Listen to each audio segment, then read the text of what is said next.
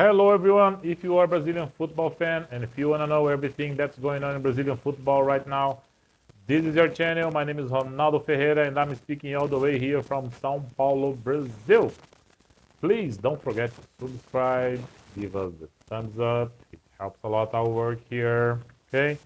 Share this video, talk to your friends, leave a comment, and if you want and if you can contribute to the growth of this channel, my PayPal account is in the first comment and in the description of this video.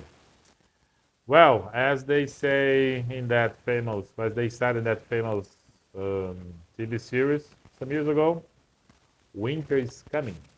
All right, so just a piece of advice to you if you want to come to Brazil someday. Any temperature under 20 is cold for us, and any temperature over 20 is hot. That's all we have, just hot and cold. So now is 18 degrees, the time I'm making this video, so it's cold. Here falls in July. Where I live, São Paulo, it's the minimum temperature here last year was 5 degrees. This is really cold.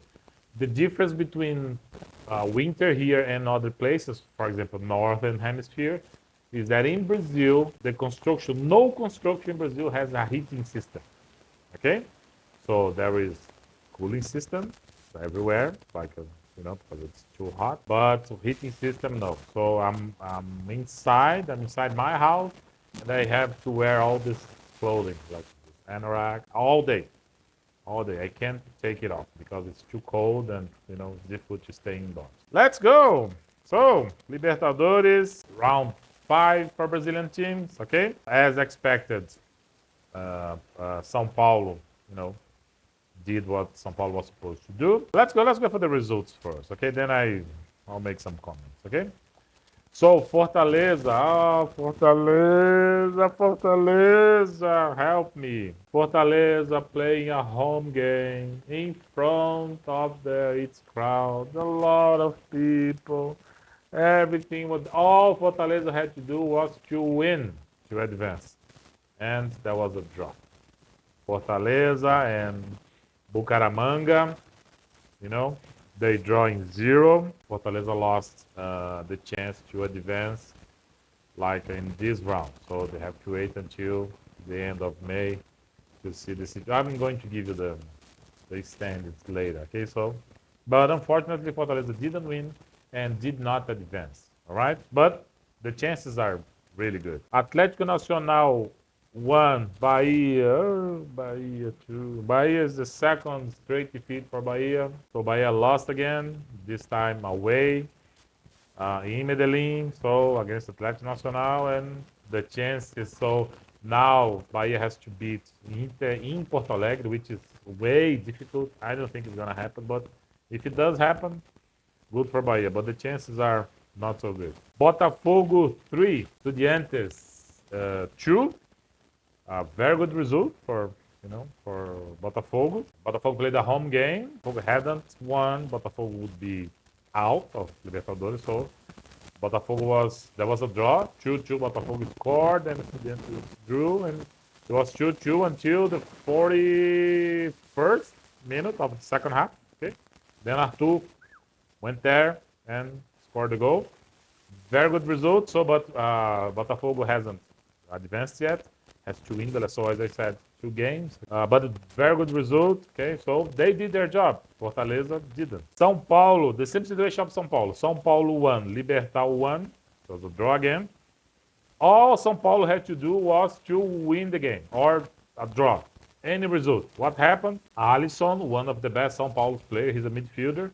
He was sent off in the 10th minute of the first half, like a tackle. He almost killed the guy, almost took the guy's leg, cut the guy's leg off, leg off. He was sent off, so São Paulo was in a difficult position, but somehow they managed to keep the 0 in the score. Then in a cross, Libertad wasn't doing a lot too. Libertad wasn't actually doing anything, but there was a cross, a header, boom, goal. Libertad 1-0. Then São Paulo was Libertad, parked 2 buses in front of the goal. And then São Paulo was struggling, and 45th minute, Zubeldia put another young player, Luca, 17 years old. Luca took the ball in 2 minutes. There was a drop, beautiful goal, and São Paulo advanced, but not without, problems. So, because Alisson was sent off, and then São Paulo was almost in trouble. São Paulo was this close of losing the game, but somehow they managed.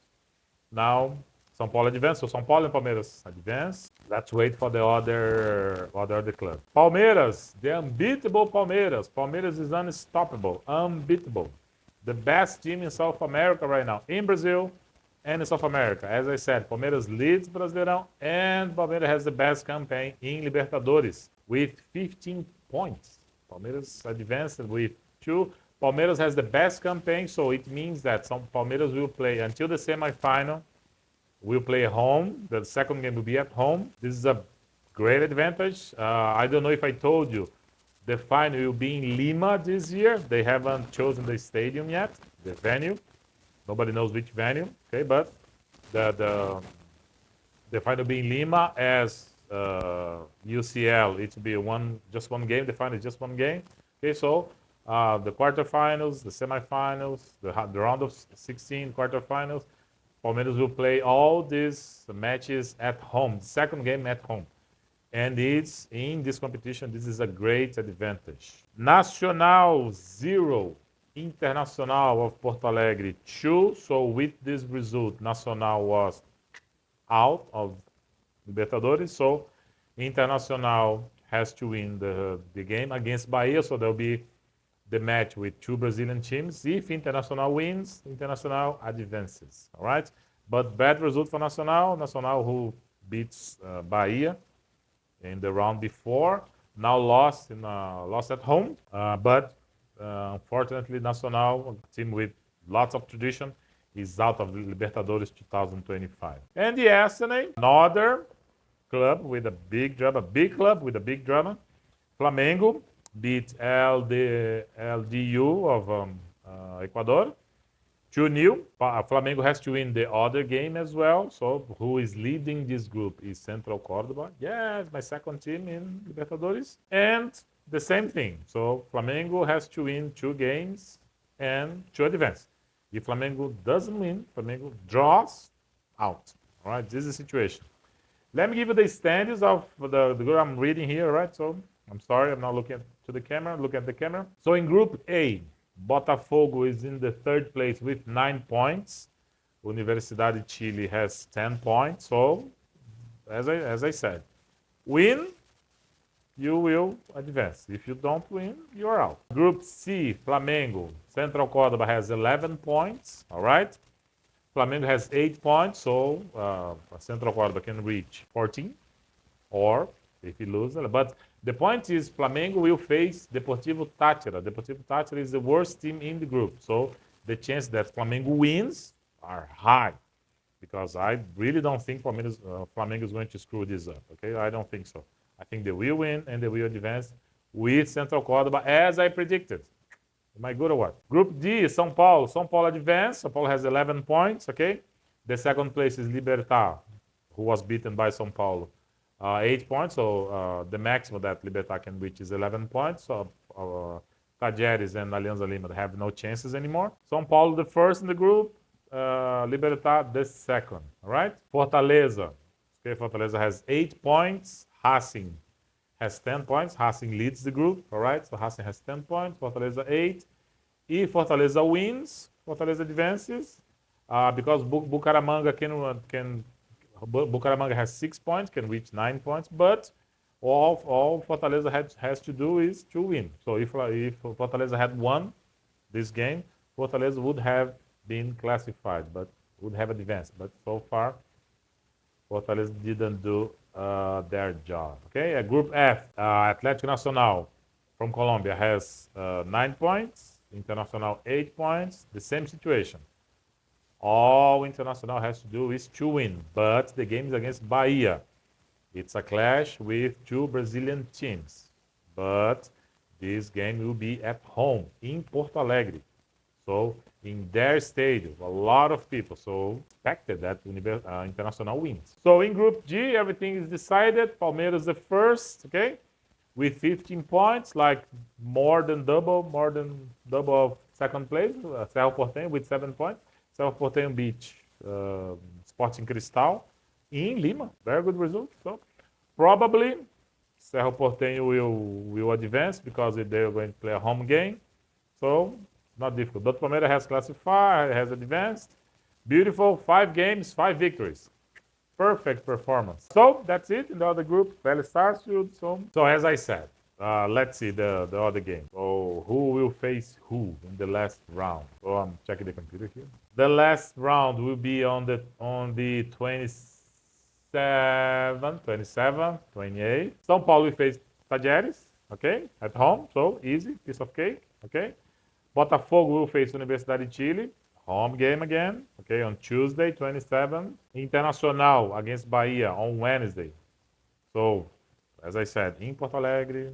So it's going to be really difficult for Bahia, but Palmeiras will be. It has become a friendly game against Sporting Cristal. So I think Palmeiras will play with all the players. So important game for Flamengo against Deportivo Táchira, but Deportivo Táchira is the worst group, the worst team of the group, so not so difficult for Flamengo. In Maracanã, on Wednesday night, in front of the crowd, like there'll be like 65, 70,000 people in Maracanã, so not difficult. Racing, Fortaleza will face Racing in Buenos Aires. Racing is, after the Brazilians, Racing is the best team here in South America. It's doing a very good job. Racing won Sul-Americana last year, okay? Coach Costas is doing an excellent job in Racing, okay? So we face Fortaleza. And, well, that's it. So, as I said, the Fortaleza, Inter, Bahia, Botafogo, Flamengo, they are all in the same situation. Palmeiras and São Paulo have already advanced. All these 5 teams, they have to win. If they win, they advance. If they draw, do the maths. If they lose, they're out. That's it. There's no question about it. I will return next week with Rodada 9, round 9 of Brasileirão. Okay? Then there will be an interval, a gap, okay? So with FIFA Club World Cup. But of course, I will keep you informed with the results of Brazilian teams. But this is, there will be 3 weeks of Brasileirão, Copa do Brasil. And then only in July, all right? But don't worry, there will be videos here explaining everything. I guess that's it, and I see you in the next videos.